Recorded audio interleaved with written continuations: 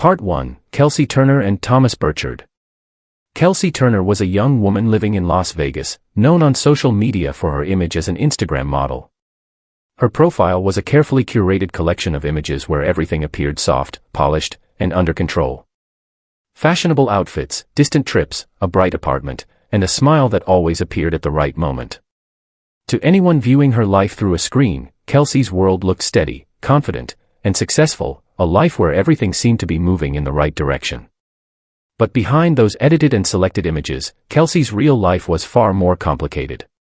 Her income was unstable, the pressure to maintain a personal brand was constant, and financial dependence existed quietly beneath the glossy surface. Social media did not reflect private tensions, nor did it reveal the unnamed arrangements shaping her daily life. The gap between her online image and her real circumstances continued to widen, and within that gap, ambiguous relationships found room to grow. Thomas Burchard was an older man working in the field of psychology, living in California. At an age when many people step away from complex relationships, he remained active in online connections. His social standing, professional knowledge, and financial stability gave him influence in relationships marked by imbalance. When he and Kelsey met through social media, differences in age, life experience, and financial power were present from the very beginning. Their relationship was not public. There were no shared photos, no introductions, no clear labels. Instead, there were discreet arrangements where money played a central role. Thomas helped cover living expenses, rent, and the necessities required to maintain the image Kelsey was building. In return, the relationship remained silent and hidden. It was not a love story in the traditional sense, but a structure built on dependence and subtle control. Within that structure, power did not come from emotion but from the ability to provide and withdraw support. When the boundary between personal connection and financial interest became blurred, tension began to surface. Disagreements were not addressed openly but accumulated in private spaces. Jealousy, suspicion, and a sense of threat gradually replaced the original arrangement. Messages and images on a phone became triggers for conflict, not because of their content, but because of the power they represented. According to investigative records, conflict escalated when serious accusations and threats related to reputation and personal freedom emerged. A private, discreet space became an environment of increasing pressure. A relationship without trust or transparency was reduced to mutual suspicion. When no safe way to exit remained, the conflict entered a more dangerous phase. The night of the killing involved no gunshots and no dramatic confrontation like those seen in films. Violence occurred using ordinary objects, inside the familiar space of an apartment. The person who carried out the fatal act was not Thomas, but another man who was romantically involved with Kelsey at the time. The violence was not the result of a single spontaneous moment, but of tension that had been building for some time. After the event, instead of seeking help, those involved chose concealment. The body was placed in the trunk of a car, the vehicle was moved away from the apartment, and later abandoned in a remote area. These actions were not acts of momentary panic. They indicated the involvement of multiple people and a degree of calculation. The participation of a third party complicated the story, turning it from a conflict between two individuals into the outcome of a distorted network of relationships. The investigation quickly focused on digital traces. Phone data, location information, surveillance cameras, and financial transactions were linked together to reconstruct the timeline. Tools once used to connect people and maintain appearances became evidence. Money flows, messages, and vehicle movements revealed that the relationships between those involved were far more interconnected than they appeared on the surface. The legal process concluded not with a lengthy trial, but through plea agreements.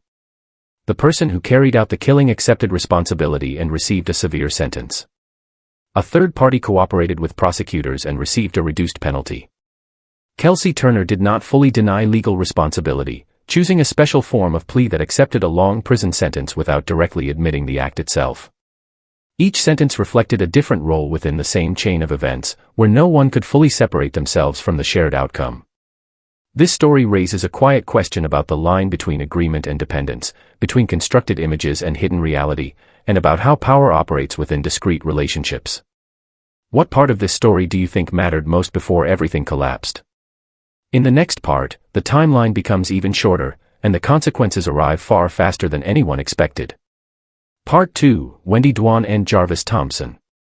Wendy Dwan was an elementary school teacher, known in her community as calm, dependable, and deeply committed to her students. Her life followed a steady rhythm shaped by lesson plans, classroom routines, and relationships built on trust. Colleagues saw her as someone reliable. Parents saw her as someone safe. There were no visible signs of instability, no history of risky behavior, no indication that her personal life was spiraling toward danger. From the outside, Wendy's world appeared grounded and predictable. Like many adults navigating modern social life, Wendy used a dating app to meet new people. This choice was neither reckless nor unusual. It reflected how relationships are commonly formed in a digital age where introductions often begin through screens. Through the app, she connected with Jarvis Thompson. Their interaction was brief. Messages were exchanged over a very short period of time, without a long build-up or extensive history. There was no slow progression, no months of conversation, no deep exploration of each other's past. The trust Wendy placed in this interaction was ordinary. It was not blind faith or emotional dependency. It was the simple assumption that meeting someone for a short period carried no extreme risk. Nothing in their communication signaled immediate danger. No explicit threats, no erratic language, no obvious red flags. Everything appeared consistent with countless casual connections that happen every day. The night of the killing began as a private meeting. What happened next unfolded quickly. A disagreement broke out. The exact cause remains known only to those present, but investigators later determined that tensions escalated beyond verbal conflict. The argument shifted locations, moving from inside the home to the outside. That movement changed the dynamic, turning a contained disagreement into a public disturbance. Neighbors reported raised voices. Then they heard sounds that shattered the sense of normalcy in the area. Gunfire echoed through the neighborhood. By the time authorities arrived, Wendy Dwan was dead at the scene. Investigators found no evidence that she had prepared for danger or anticipated violence. There were no signs of defensive planning, no indication she believed the situation would turn lethal. The setting suggested surprise rather than expectation. The impact on the community was immediate and profound. Wendy had been a familiar presence at her school just days earlier. Her classroom, once filled with daily routines and learning materials, became a place of silence. Students struggled to understand how a trusted teacher could disappear so suddenly. Parents and colleagues searched for meaning in an event that defied their sense of safety. Jarvis Thompson did not remain at the scene. After the shooting, he fled. His escape crossed state lines, transforming the incident into a multi-jurisdictional pursuit. Surveillance cameras, traffic monitoring systems, and license plate data tracked his movement. These digital traces documented his path in a way that personal relationships never had. Technology that often fades into the background became the primary tool for locating him. Thompson was eventually apprehended in another state. As investigators pieced together his background, a critical detail emerged. At the time of the killing, he was out on bond. He had previously been charged in a domestic violence-related case. This history existed within the criminal justice system, but it was not visible within the digital space where Wendy met him. There was no mechanism within the dating app to reveal that information. This revelation shifted the narrative. It highlighted a gap between public safety records and private online interactions. Wendy had no realistic way to know about Thompson's past. The platform facilitated connection, not context. The absence of information did not make her careless. It made her vulnerable in a system that assumes good faith by default. Authorities were clear in their statements. Wendy was not responsible for what happened to her. Meeting someone through an app and inviting them into one's life was not reckless behavior. Responsibility lay solely with the individual who chose violence. Attempts to assign blame to the victim only obscure the deeper issue, which is how easily dangerous histories can remain hidden behind ordinary profiles. The case also exposed the limitations of dating platforms. These services are designed to match interests and proximity, not to assess risk or behavioral patterns. While they enable connection, they do not provide safeguards against individuals who carry violent tendencies. That limitation becomes most dangerous in short-term interactions where trust forms faster than understanding. The legal process never reached a courtroom conclusion. Before prosecutors could move forward with trial proceedings, Jarvis Thompson died by suicide while in custody. With his death, the criminal case ended abruptly. There was no testimony, no verdict, no opportunity for a public accounting of events. The judicial process stopped without resolution. For Wendy's family and community, this ending offered little closure. Questions remained unanswered. Accountability was never fully established in court. The absence of a trial left the story suspended, with facts known but justice incomplete. The loss remained personal, while the system moved on. Wendy Dwan's story illustrates how risk can exist without warning signs. It shows how quickly ordinary decisions can intersect with hidden danger. There was no long pattern of abuse, no extended period of control, no escalating digital harassment. There was only a brief connection, a short timeline, and irreversible consequences. What stands out most is how normal everything seemed until it was not. That normalcy is what makes cases like this so difficult to anticipate. The danger did not announce itself. It arrived without spectacle, leaving devastation behind. What do you think is the most invisible risk people overlook when trust forms too quickly? In the next part, a routine dating app connection becomes something far darker, revealing how deception can be planned long before anyone realizes they are in danger. Part 3, Sydney Lof and Bailey Boswell/Aubrey Trail. Sydney Lof was described by friends as open, trusting, and social. She enjoyed meeting new people and was comfortable forming connections quickly. Dating apps felt natural to her, not risky. For Sydney, online dating was simply an extension of everyday social life, a tool to meet someone new rather than a doorway into danger. There was no sense that she felt vulnerable or afraid. Her confidence came from familiarity. She believed she could read people well enough to stay safe. When Sydney matched with Bailey Boswell on Tinder, nothing felt out of place. Their conversations were ordinary, friendly, and casual. They arranged a first date, and by all accounts, it went smoothly. There were no warning signs, no uncomfortable moments, no reason for Sydney to feel uneasy. The interaction created a sense of reassurance. She had met Bailey in person, spoken face to face, and left with the impression that this was a normal connection. That first meeting produced a feeling of safety that would later prove misleading. The second date was arranged quickly. This time, the plan involved travel to a more remote location. To Sydney, it did not feel dangerous. She was meeting someone she had already seen once, someone who felt familiar. She told friends where she was going and treated the evening as routine. She left expecting to return home later that night. She never did. When Sydney failed to come back and stopped responding to messages, concern escalated rapidly. This silence was out of character. Friends attempted to reach her. Family members grew alarmed. Within a short time, police were contacted and a missing person investigation began. Investigators focused on her last known plans, tracing her movements through phone data and witness accounts. Her vehicle was soon discovered abandoned near a residence connected to Bailey Boswell. This discovery shifted the tone of the investigation. The situation no longer looked like a simple delay or misunderstanding. Physical evidence suggested something had gone wrong. Authorities publicly stated they believed Sydney was no longer alive, even before her remains were recovered. Attention turned to Bailey Boswell and her partner, Aubrey Trail. The relationship between the two raised immediate questions. There was a significant age difference, and evidence suggested a dynamic marked by control and psychological influence. Prosecutors later described Trail as dominant and manipulative, with Boswell positioned as both participant and subordinate.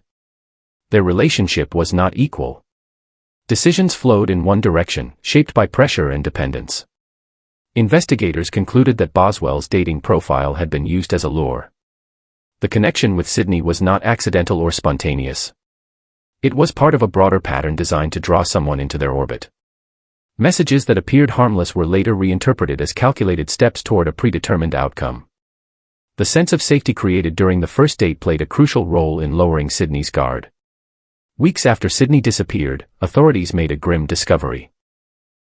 Her remains were found scattered along a rural roadway, indicating deliberate efforts to conceal what had happened. The condition of the remains confirmed that this was not an accident or a moment of panic. It reflected planning, intent, and attempts to eliminate evidence. The discovery shocked the community and intensified national attention on the case. As the investigation unfolded, the explanations offered by the suspects shifted repeatedly. Aubrey Trail initially claimed that Sydney's death was the result of an accidental encounter, framed as a consensual situation that went wrong. When evidence contradicted this account, he presented an entirely different story. He spoke of secret organizations and elaborate schemes, narratives that prosecutors described as attempts to distract and confuse. These conflicting statements undermined any claim of credibility. Each version appeared tailored to explain away the growing body of evidence rather than to tell the truth. Throughout this process, Trail often attempted to position himself as the sole actor, insisting that Bailey Boswell was innocent. This pattern continued into the courtroom. During one of the most disturbing moments of the proceedings, Trail engaged in an extreme act of self-harm in front of the court. He survived, but the incident reinforced prosecutors' arguments about his instability and need for control. It also highlighted the intensity of the bond between the two defendants, where loyalty and manipulation were deeply intertwined. Boswell's defense centered on the idea that she was a victim of Trail's psychological dominance. Her attorneys argued that fear and coercion guided her actions, portraying her as someone trapped in a relationship she could not escape. They emphasized the age difference, his erratic behavior, and his influence over her decisions. The jury rejected that argument. Evidence showed that Boswell actively participated in the events leading up to Sydney's death. She communicated with Sydney, arranged meetings, and played a role in the aftermath. Prosecutors argued that influence did not erase responsibility. Choices were made, actions were taken, and those actions contributed directly to the loss of life. The trials resulted in separate outcomes for the two defendants. Bailey Boswell was convicted and sentenced to life in prison without the possibility of release. Aubrey Trail was also convicted and received a death sentence. These verdicts reflected the court's conclusion that the crime was intentional, coordinated, and marked by extreme disregard for human life. Sydney Loof's case exposed a chilling pattern. It showed how trust built through online dating can be deliberately exploited, how a sense of familiarity can be manufactured, and how danger can be hidden behind ordinary interactions. The threat did not come from a single individual acting alone, but from a partnership built on manipulation and shared intent. What makes this case especially unsettling is how ordinary it appeared at the beginning. A match. A date. A second meeting. Nothing dramatic. Nothing alarming. The transformation from normalcy to tragedy happened quietly, without warning, and without giving the victim a chance to recognize the risk in time. Which moment do you think mattered most in changing this from a normal date into a fatal trap?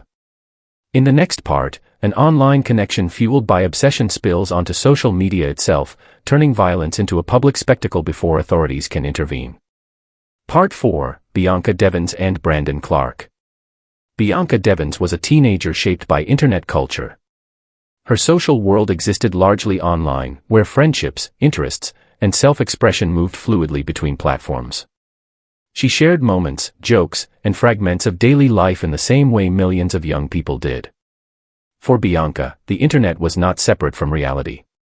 It was where identity was explored and affirmed.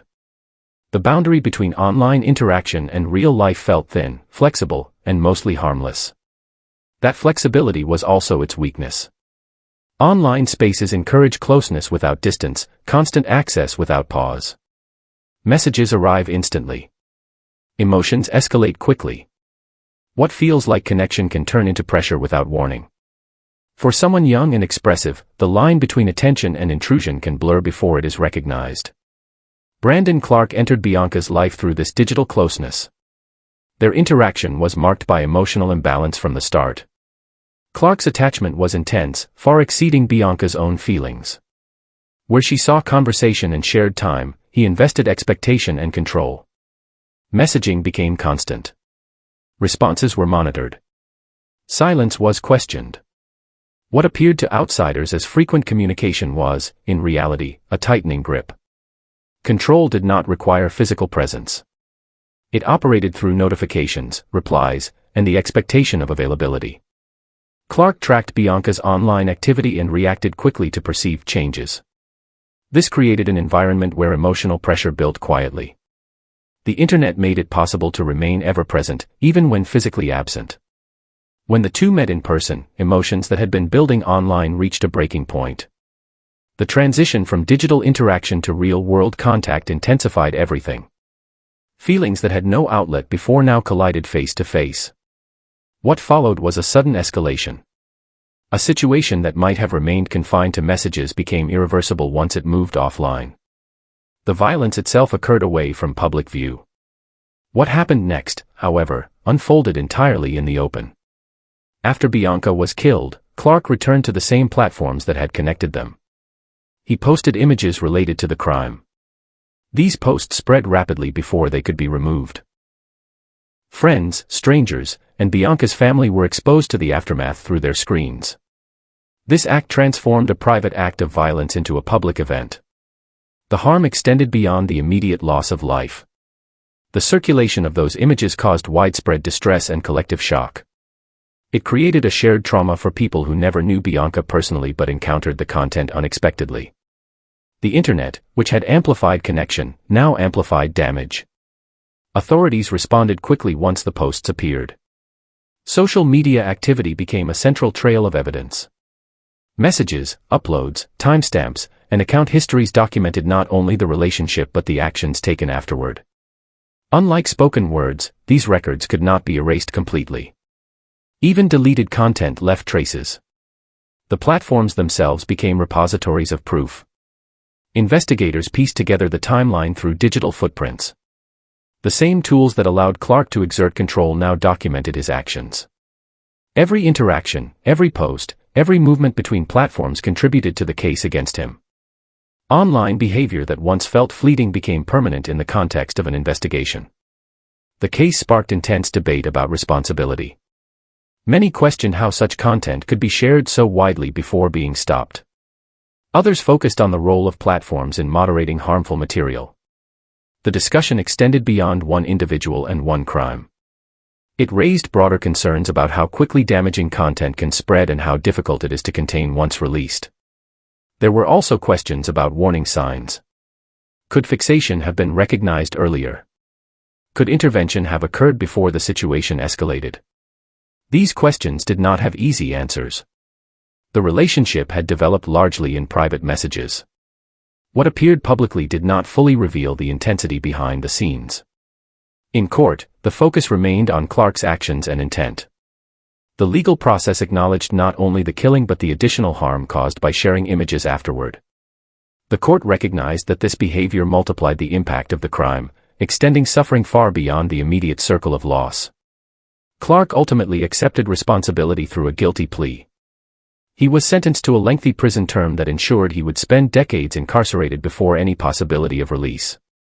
The sentence reflected both the severity of the crime and the consequences of turning violence into online spectacle.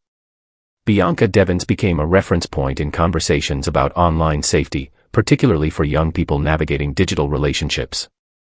Her story illustrated how obsession can be accelerated by constant access and how platforms designed for sharing can be misused in moments of extreme harm.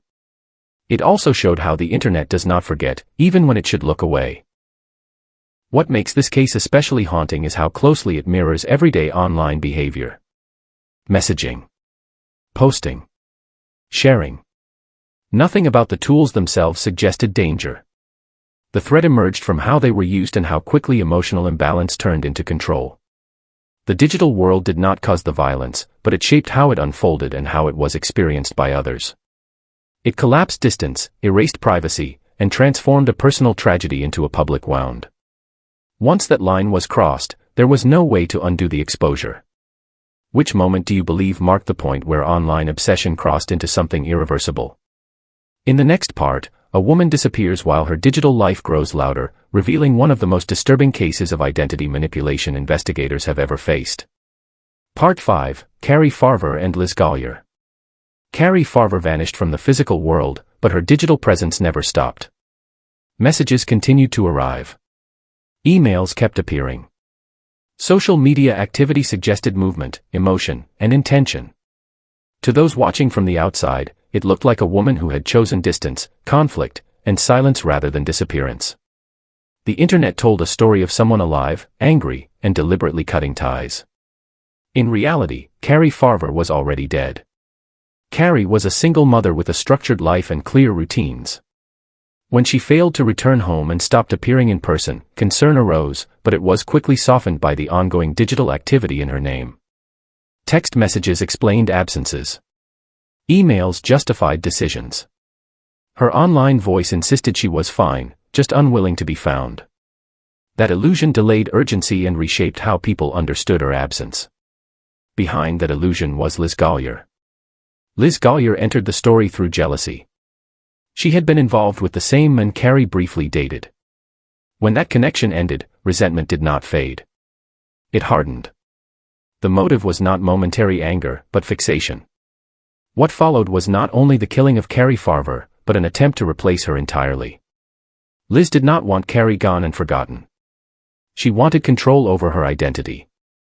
After Carrie was killed, Liz began speaking as her. Messages were sent to employers. Emails were written to family members. Social media posts appeared with familiar tone and language. Each message reinforced the idea that Carrie was alive, mobile, and choosing isolation. This was not a single act of impersonation. It was a sustained performance that lasted for years. Liz studied Carrie's habits, her phrasing, her emotional patterns, and reproduced them with chilling consistency. The manipulation expanded. When one digital voice was not enough, Liz created additional fictional personas. These characters interacted with Carrie's supposed identity and with real people, adding layers of confusion. At times, the messages were hostile. At other times, they were conciliatory. The constant shifts created emotional exhaustion for those receiving them. The goal was not coherence. The goal was distraction. At one point, Liz escalated further by injuring herself and claiming she had been attacked by a rival. This act was designed to validate the narrative of multiple unstable individuals and to position herself as another victim. Investigators later determined the injury was self-inflicted. It was part of the same strategy, to multiply stories until the truth became difficult to isolate. For years, this approach worked. Because Carrie's digital life never stopped, law enforcement did not immediately treat her disappearance as a homicide. The activity suggested conflict rather than death. Even Carrie's family was pulled into uncertainty, receiving messages that seemed personal and convincing. The internet kept Carrie present, even as her physical absence grew longer. The case began to change only when investigators shifted focus from content to infrastructure. Instead of asking what the messages said, they asked where they came from. Technical analysis replaced interpretation. Internet addresses were examined. Cell tower connections were mapped.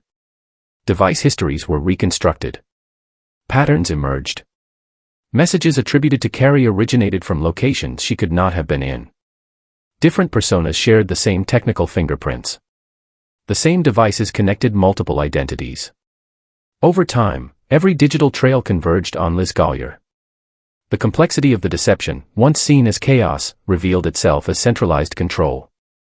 Even without a recovered body, the accumulation of technical evidence told a clear story.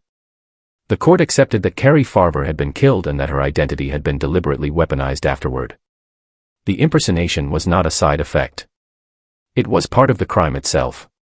Technology was used not only to hide a death, but to prolong control over the narrative of a life. At trial, prosecutors laid out a methodical reconstruction.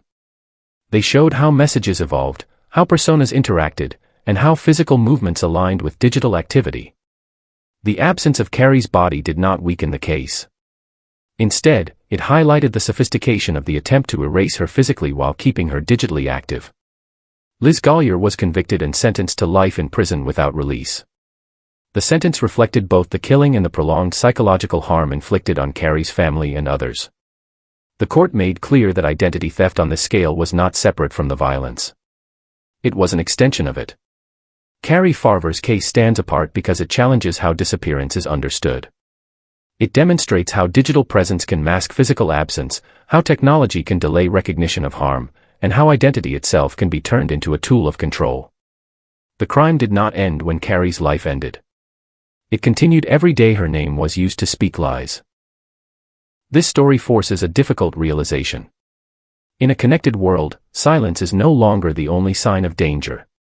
Sometimes the most unsettling warning is continued activity that should not exist. The internet can keep someone present long after they are gone, and that presence can be manipulated with devastating effect. Which detail in this case do you find most disturbing, the deception itself or how long it went undetected? In the next part, an online connection built on false trust turns into a calculated plan for financial control and elimination. Part 6, Curtis England and Philip Brewer/Christina Hardy. Curtis England was an alderman who approached life with caution. Friends and family described him as deliberate, careful with words, and attentive to detail. After retirement, his routines became quieter, more contained. He valued order and predictability, and when he entered online spaces, he did so thoughtfully. Dating apps were not a game to him. They were a measured attempt at companionship, approached with restraint rather than urgency. That caution, however, did not protect him from deception. Through a dating app, Curtis was contacted by someone who appeared attentive and sincere. Conversations unfolded gradually. Trust was built step by step, not rushed. Messages were polite, reassuring, and consistent. Nothing felt chaotic or suspicious. This was not a sudden emotional pull. It was a slow construction of familiarity. What investigators later described was not a romance, but a setup. The connection was part of a catfishing scheme designed to gain access, not affection. As trust grew, so did the exchange of personal information. Curtis believed he was building a relationship. In reality, he was being assessed for value. His habits, finances, and vulnerabilities were quietly noted. Once confidence was established, the interaction shifted toward practical arrangements. Meetings were discussed. Access points were created. The plan moved from the screen into the physical world. According to charging documents, the objective was never companionship. It was control. Financial exploitation was not an afterthought. It was the core purpose. After Curtis was lured into an in-person meeting, investigators alleged that his identity became the target. His wallet, phone, and personal documents were taken. These items provided immediate access to his life. Bank cards were used. Accounts were entered. Messages were sent from his phone to create the impression that nothing was wrong. The impersonation served a dual purpose. It delayed discovery and enabled theft. Texts reassured family members. Financial transactions moved quietly. Large purchases followed. The activity suggested planning rather than impulse. The use of Curtis's own devices allowed the suspects to move through his life without raising immediate alarms. Prosecutors alleged that Curtis was killed as part of this process. The method described involved a substance intended to incapacitate him, followed by direct physical violence when the plan did not unfold as expected. Investigators have emphasized that these details are part of the allegations currently before the court. What matters most is the pattern that emerges. This was not a spontaneous act. It was a sequence. Beyond the killing itself, authorities believe the intent extended further. The goal was not only to take money, but to take over Curtis's life. His home, his assets, his identity. The continued use of his phone and accounts suggested an attempt to erase him quietly while stepping into his place. This was not just theft. It was attempted replacement. Family members became suspicious when messages from Curtis began to change. The tone shifted. Grammar and phrasing no longer matched his habits. Responses felt off. These subtle differences, insignificant to outsiders, were obvious to those who knew him well. Their concern prompted closer scrutiny. Once investigators became involved, the case unfolded through digital reconstruction. Bank records, transaction logs, phone location data, and message histories were examined in detail. The evidence did not exist in a single place. It was distributed across platforms, devices, and timelines. Each fragment alone seemed minor. Together, they formed a coherent narrative. The complexity of the digital evidence has shaped the legal process. Multiple delays have occurred as both sides analyze records and technical data. The case has not yet gone to trial. The accused remain in custody, maintaining their pleas while pre-trial proceedings continue. Prosecutors have stated that the volume and intricacy of the evidence contribute to the extended timeline. This case illustrates a different form of violence, one rooted in planning and impersonation rather than rage. The danger did not announce itself through threats or instability. It arrived wrapped in politeness, patience, and apparent sincerity. Curtis did not ignore warning signs. He simply never saw them. The internet provided the access point, but the crime extended beyond the digital space. Online trust became physical vulnerability. Identity became currency. What was taken was not only a life, but the structure of a life built over decades. What makes this case especially unsettling is how methodical it appears. There was no rush, no chaos, no visible desperation. The strategy relied on appearing normal for as long as possible. That normalcy was the disguise. Which element do you find most disturbing in this case, the patience used to build trust or the attempt to replace a person's life entirely? In the next part, a single meeting triggers a chain reaction that ends not just one life, but reshapes an entire community through fire and destruction. Part 7, Priscilla Castro and David Saratino. Priscilla Castro disappeared after arranging a meeting with a man she had connected with through a dating app. In the days that followed, her silence stood out immediately. Messages went unanswered. Calls were not returned. Friends and family described this absence as alarming because it broke from her usual patterns. She was known to stay in contact and to share her plans. The sudden stop suggested something had gone wrong very quickly. Investigators began by reconstructing her final movements. Phone records and app messages confirmed that Priscilla had met David Saratino shortly before she vanished. That meeting became the last verified point of contact in her life. At first, there was no body and no clear scene of violence. What existed instead was a digital trail that ended abruptly, creating a narrow window in which the truth had to be hiding. Weeks later, the case took an unexpected turn during an unrelated emergency. Firefighters responding to a rapidly spreading wildfire discovered human remains within the burned area. At first glance, it appeared possible that the fire itself had caused the death. Wildfires destroy evidence, alter timelines, and complicate investigations. But as forensic analysis progressed, that assumption began to fall apart. Examiners determined that the remains belonged to Priscilla Castro and that her death had occurred before the fire began. This finding transformed the wildfire from a natural disaster into part of a criminal act.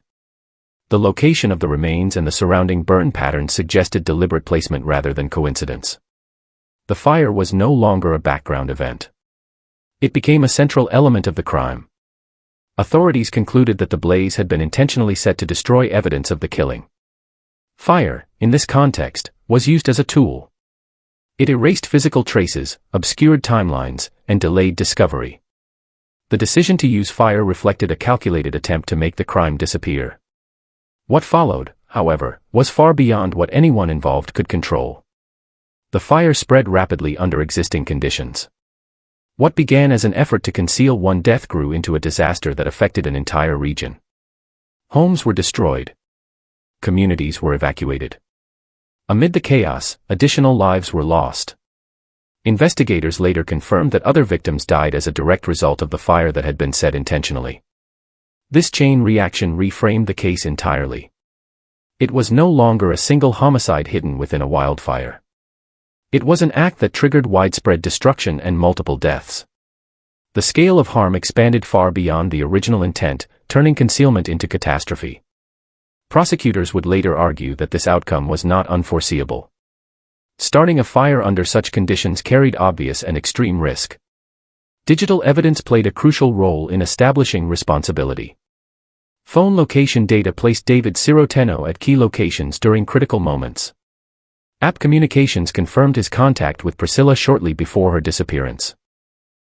Records showed movement patterns that aligned with the timeline of the fire's ignition. Each piece of data narrowed the gap between suspicion and proof. Investigators emphasized that while fire destroyed much of the physical environment, it could not erase digital footprints. Devices continued to record movement. Networks logged connections. The same technology that facilitated the initial meeting now documented its aftermath. The contrast was stark.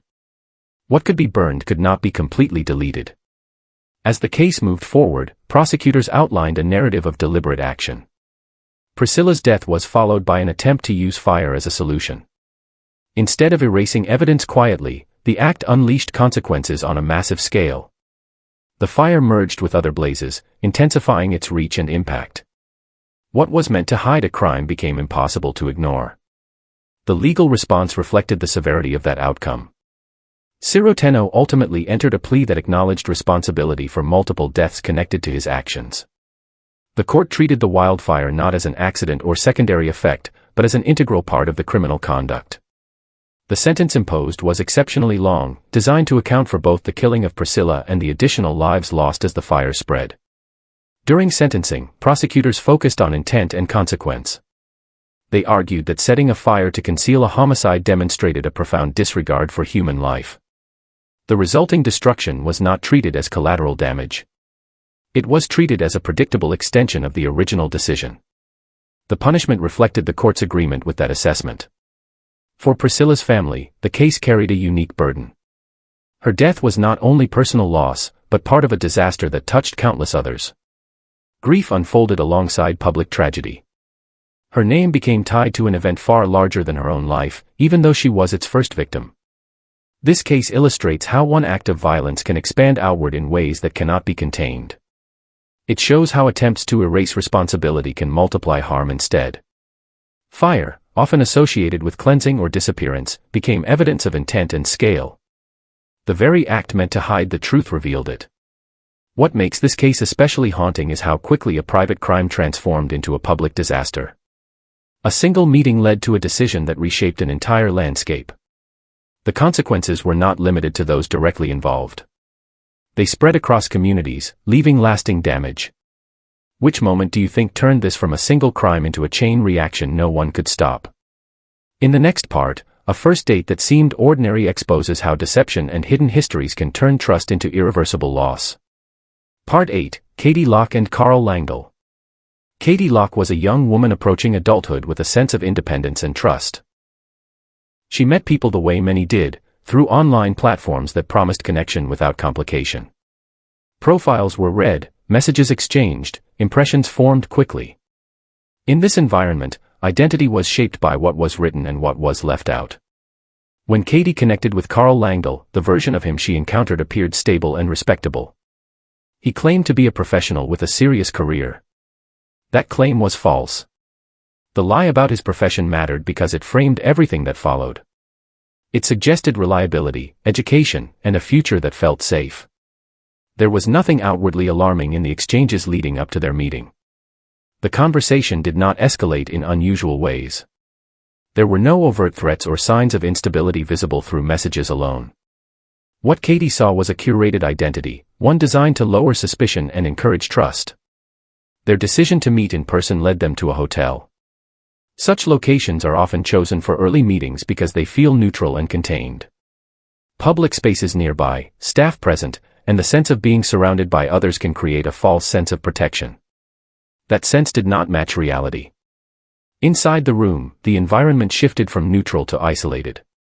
What happened there ended Katie's life. After the killing, Langdell did not seek help or alert anyone.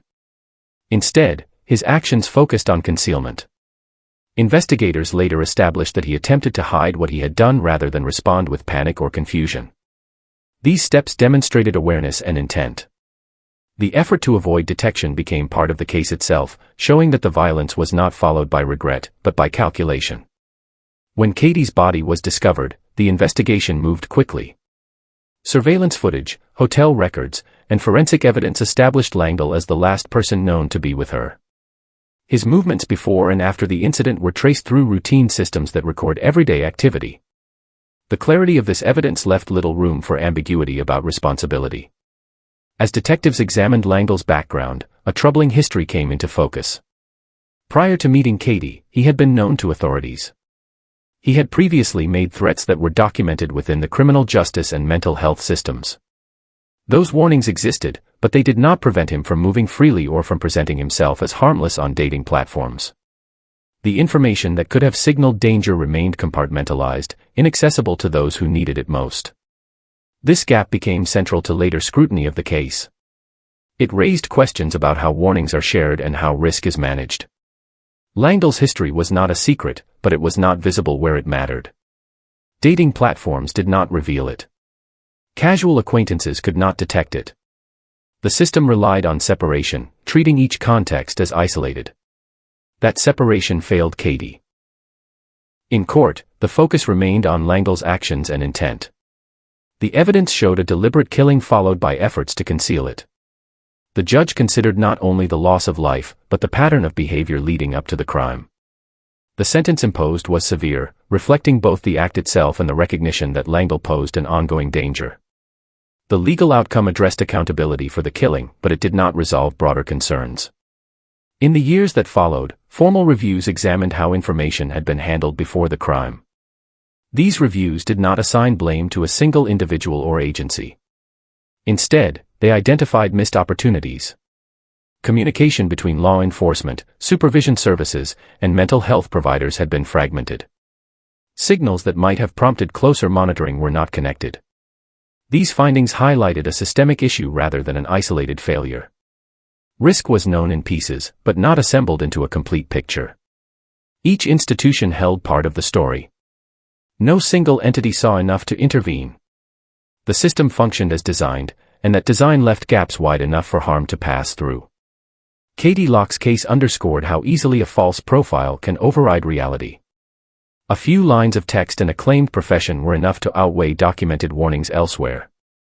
Trust was built on presentation rather than verification. The ease of that process was not an anomaly. It was standard practice across platforms designed for speed and access rather than caution.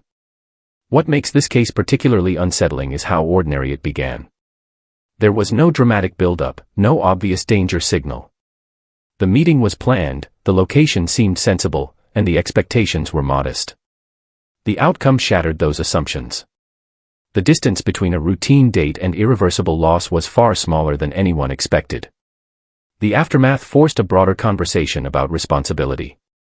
Not the responsibility of the victim, who acted within normal social behavior, but the responsibility of systems that allow dangerous histories to remain invisible.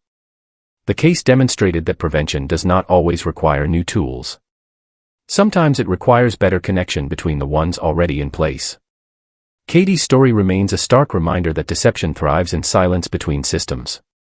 When information fails to travel, risk does instead.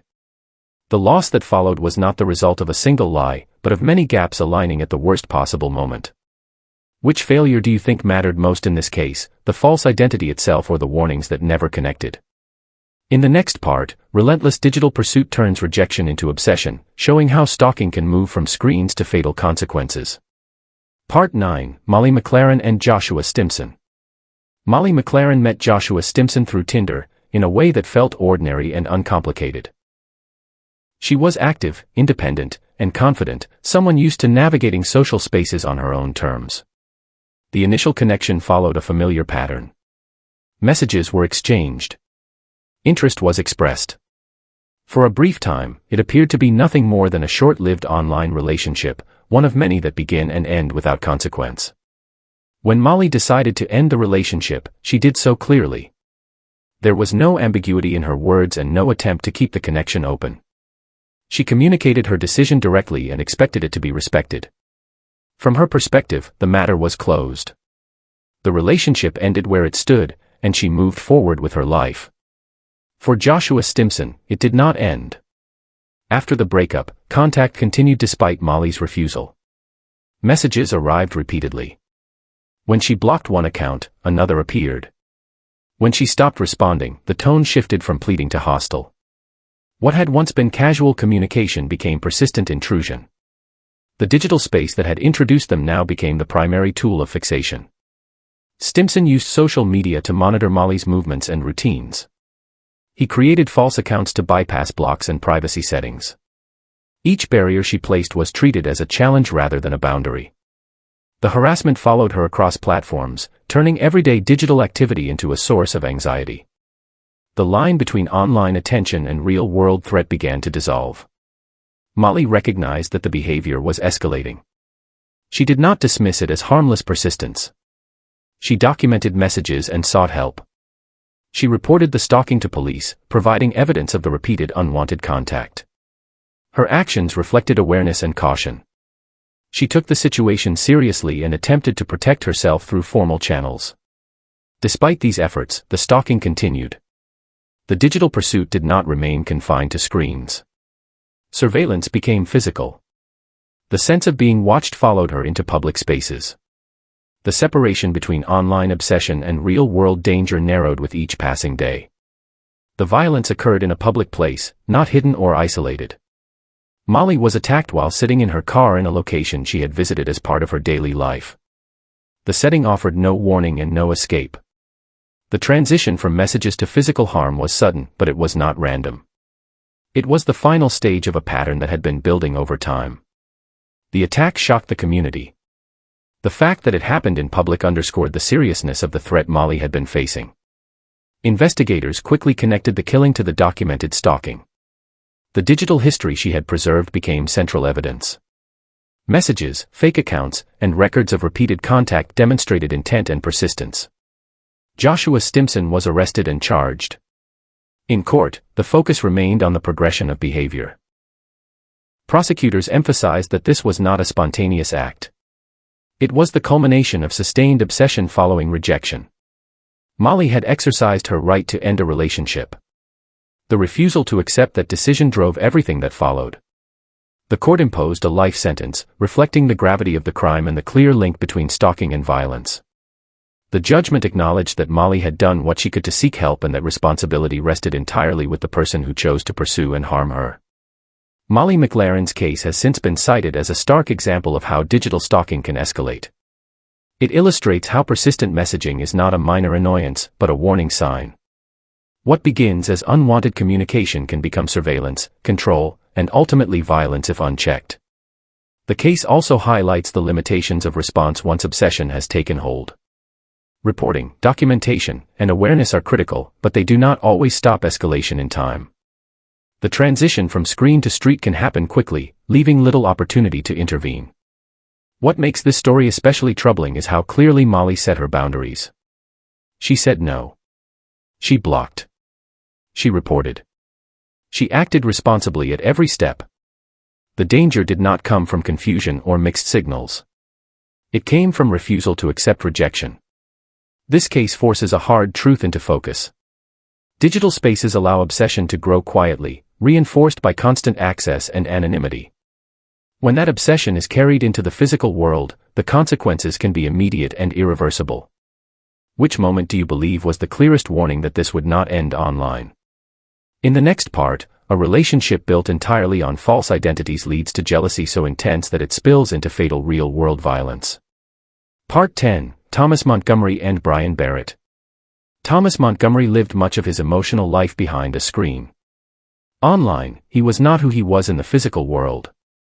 He created a digital persona that presented him as young, confident, and heroic. This identity was carefully constructed with stolen photographs and invented details. Within that space, he could exist as a version of himself that felt more powerful and more desirable than reality allowed. Through this false persona, Montgomery entered an online relationship that felt intensely real to him. Messages were exchanged daily. Affection was expressed. Emotional dependence formed. The relationship existed entirely in text and imagination, but the feelings it generated were genuine. Over time, this connection became central to Montgomery's sense of self.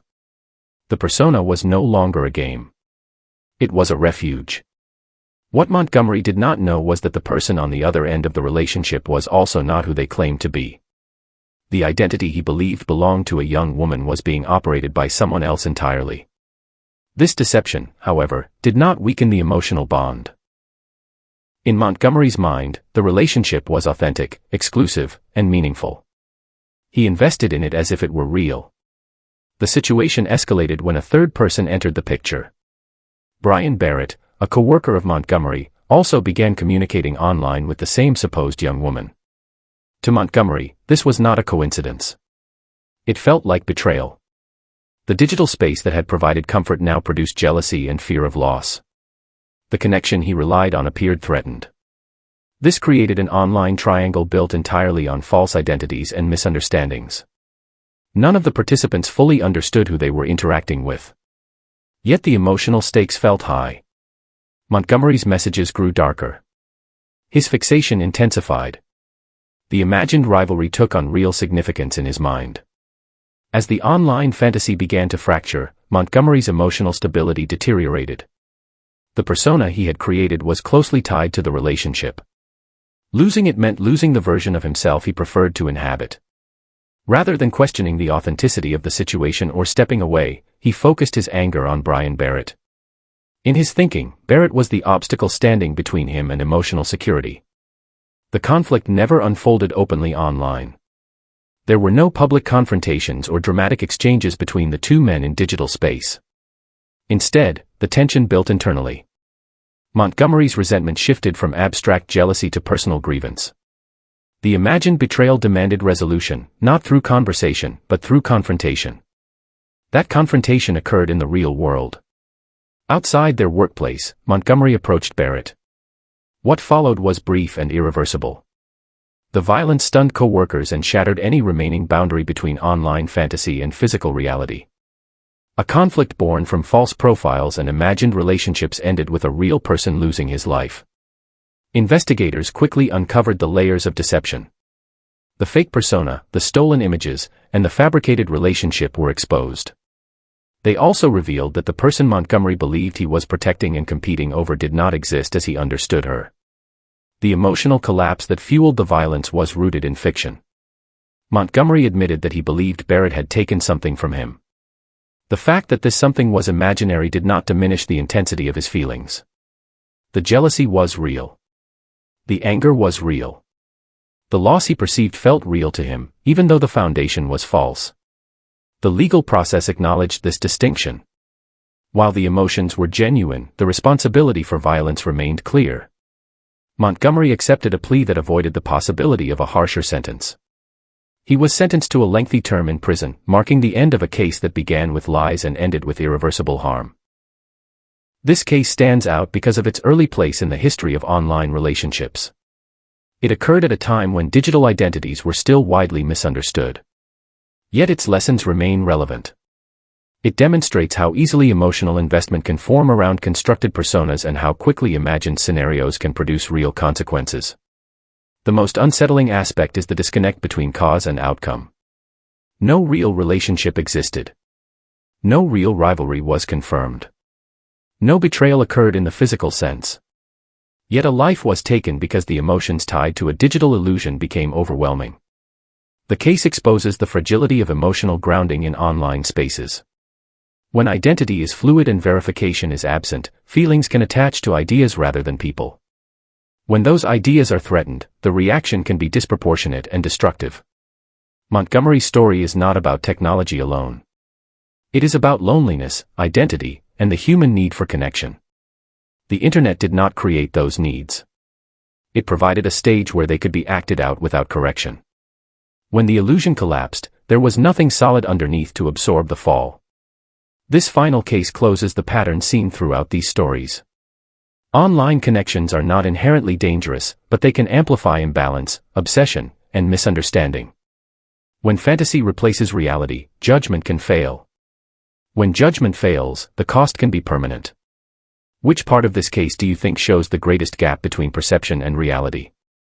If you think this story was unsettling, the next chapter revisits earlier cases to uncover the shared warning signs that connect them all.